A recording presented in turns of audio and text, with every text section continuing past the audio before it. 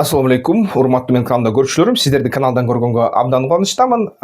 Израилге бүгүн эч бир да жолу баллистикалык ракета өтпөгөн акыркы жылдары деп аталган ТААД америкалык 4 системасы жана Израилдин өзүнүн HETS же болбосо баллистикалык ракеталарды түшүрүүчү же ЖБ же РРУ деп аталган системасы жана ошол темир капкак же железный купол Iron Dome деп аталган ошол системасы дагы бүт ушул системалар Бен Гурионго жиберилген хуситтер тарабынан баллистикалык ракетага туруштук бере алышкан жок. Ал ракета ушул бүт коргонуулардан өтүп Бен Гурион аэропортунун асфальтына түштү, асфальтын жарды. Жарылуудан албетте эч мындай маанилүү жабдыктар жаракат алган жок, бирок эл аралык авиакомпаниялар, аба компаниялар ошол Бен Гурионго рейстерди жибергенге ошо токтотушту. Бул деген Израилдин өздүк коопсуздугун камсыздай алуусуна шек жаратты да. Ушул нерсе дагы бир нече күн мурда ошо бугу айынын биринде ага чейин ошол Чын Куран айынын акыркы күндөрүндө Израиль күтүлбөстүн аябай чоң Сирияга кол салды. Эль-Кунейтрага кошумча аскер кирди, танкалар кирди. Анан ошол Дамаск, Дара тарап аябай бомбаланды. Дамасктын тегерегити бомбаланды. Дагы ошол Зордогу тараптагы ушундай кээ бир нерселер бомбалык ушундай соккуга учурады. Ошол Тартуска жакында ошол бомбалоолор болду. Жана Дамасктын ичинен дагы бомбалоолор болду. Ага ошол Аль-Шара же болбосо Аль-Жулани эчтеке деген жок, Мухаммед мырза. Ал деген ошо унчукпай койду, бирок Жахбат ан-Нусранын мурунку аскерлери көп каза болду деп жатышат. Алар карамакта турган ошол складтар баягы аскердик амуниция жабдыктар менен коштолгон дагы эле ошол Асадтын кезиндеги жасаган амбарлар ошо куралдар менен жардырылды деп айтылат. Анын сырткары дагы ошо Жахбат ан-Нусранын мурун Аль-Жулани да анын мүчөсү болгон. Ошо кээ бир мүчөлөр дагы бир нече фракцияларга бөлүнүп кетип, бир фракциясы друздарга кол салды дейт. Ошол Эль-Кунейтранын жанындагы друздардын ушундай бир эл бар. Алар деген негизи мусулман, бирок мусулманчылыгы бир аз айырмаланат. Жана ошол друздар бүгүнкү күнү расмий түрдө Израилдин ичинде да жашайт, Израилдин жарандары болуп эсептелинет. Ошол негизи аскерлери Израилдин спецназдарында Шинбет жана Сайрет Маткальда кызмат өтөшөт. Сайрет Маткаль жана Шинбет бул аскердик спецназ деп эсептелинет. Жана ошол друздардын бир нече экинчи бир чоң бөлүгү Сириянын ошо аймагында жашашат. Иракта да бар аналардын да жааматы. Анан ошол жааматын Израилди чакырган үчүн, Израилге бизди коргоп бергиле деген кат жазган үчүн Жахбат ан-Нусранын аскерлери кырганга аракет кылышыптыр. Ошол друздар анан Израилге кайрылышыптыр, бизди коргогула деп. Израилдик аскерде, спецназда кызмат өтөгөн друздар Израилдин баягы жогорку аскер башчыларына айтыптыр, биздин туугандарды куткарыш керек деп. Тез деп. Ошондон анан Израиль ушул бомбалоолорду баштады. Жахбат ан-Нусранын аскерлерин өлтүргөндөн кийин кээ бир учурларда Түркиянын дагы аскерлерине ушул жардыруулар жана соккулар тийди.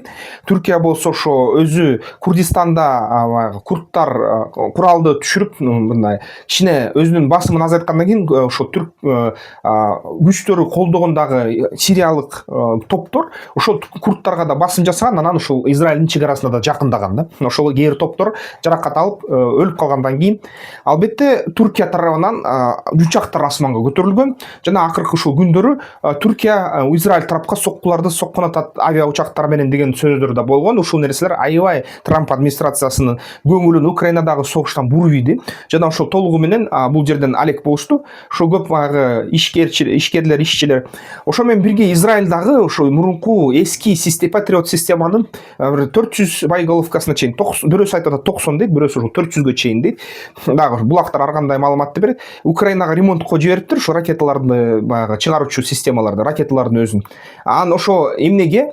Анткени ошо Америка Штаттары, ушу Трамп ресурстук же болбосо кен байлыктык келишимди кол койгондон кийин Украина менен АКШнын өкүлчүлүктөрү ошондон кийин ошо уруксат бериптир да, мейли жибере бергиле деп. Ал Европага, Жешувка барат, Польшадан же болбосо дагы ошо кайсы бир өлкөдөн ремонт болот экен ошо. Анан Жешув аркылуу Польша шаары да кайра ошо Львовко киргизилет. Анан украиндиктер ошол Орусияга каршы, Орусиянын урчактарына каршы ошо курал жаракты колдонот экен. Баса украиндиктерди алсак, алар дагы бир тарыхта күтүлбөгөн эки чоң ушундай кандайдыр бир су 34 су 27 сыяктуу учактарды сокконго үлгүрүштү. Ошол аба суу авиациясыныкын, Орусияныкын.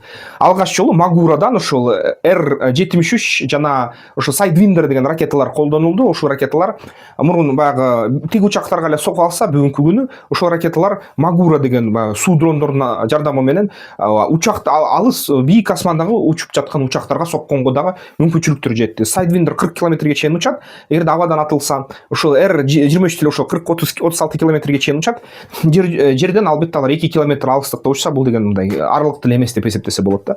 Ал ошентип Украина дагы орустардын авиациясын жок кылып атат. Ага Израиль дагы ошол жардам берип атат. Израилдин негизи тышкы иштер министрлери өзү Нетаньяху да, Нарендра Моди да менен сүйлөшүп атат. Нарендра Моди мисалы үчүн ошо Пакистанга кол салганда ушул кээ айтып атышат, серепчилер байланыш бар деп. Ушу негизи Индияга Израиль дагы ушу технологияны берип атат. Жакын арада бир видео чыгардым эле.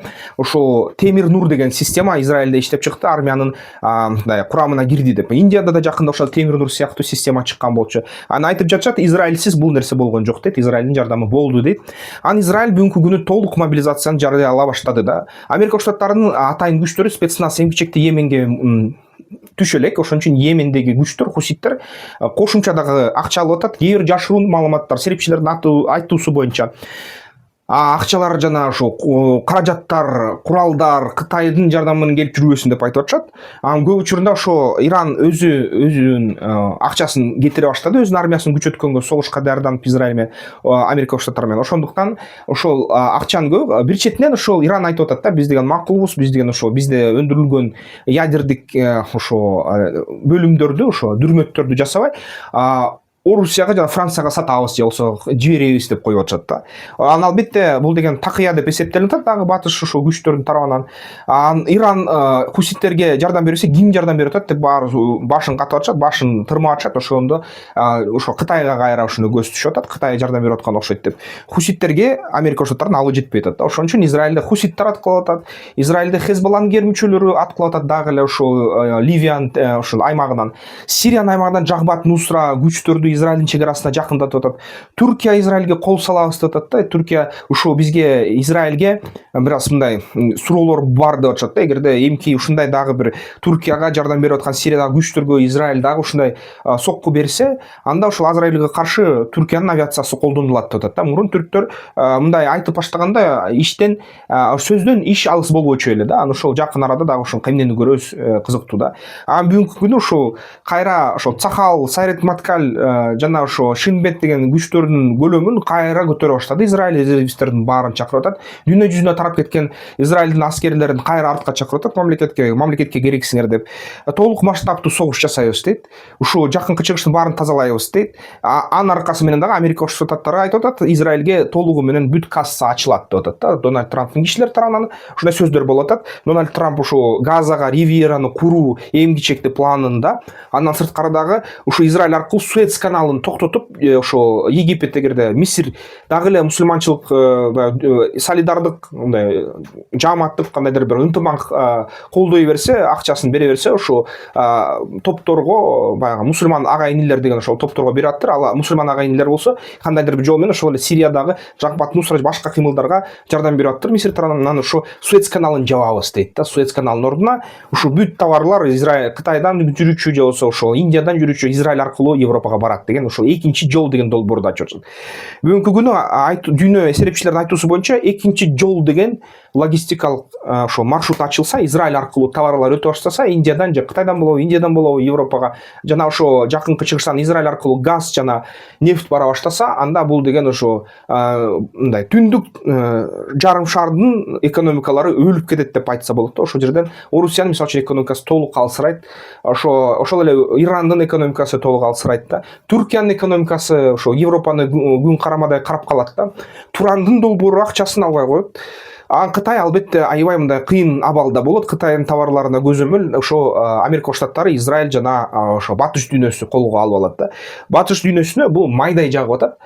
Ошо дүйнөлүк түштүк деп аталган ошо 50дөн ашык ошо мамлекеттер ушуга аябай жакпай жатат да. Бирок дүйнөлүк түштүктө БРИКС өлкөлөрү бар, анын ичинде Индия да Кытай бар. Индияны бүгүнкү күнү Кытайга каршы каратып отурушат да. Негизи бүт ушул стратегиялык иш аракеттер Кытайга каршы болуп жатат да. Кытай Орусия жөн Орусия менен достошом деген да. Трамп азыр болсо эми Орусияга да каршы иштей баштайт деген сөздөр айтыла баштады.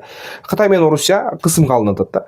Ошол достор, туугандар, бул QR код аркылуу бизнес пландоо курсуна катталсаңар болот. QR кодду атып баягы сурам жылоону өтүп койгула, силерге кат келиш керек. Жакын арада эле бул QR код менен каналды колдоп койсоңуздар болот. Каналды колдоондорго чоң ыраазычылык. Силер бизге дем берип жатасыздар. Жана ошол комментарийлерге жазсаңыздар да, ошо стратегиялык мындай кандайдыр бир сүрөттү тартып бердим да. Ошол жаңы экинчи жол же болсо кошумча же альтернативдүү жол деген долбоор сиздерге кандай ойлорду алып келет да. Ушул нерсе, ушул план аткарылабы же аткарылбайбы? Ушул планда газалыктарга Газада жер жок болуп калат да. Газадан ушул газалыктарды чыгарышат. Бир гана ошо жаңы бийликтер менен иштейбиз, Израиль жараны болобуз деген кишилерди калтырышат да.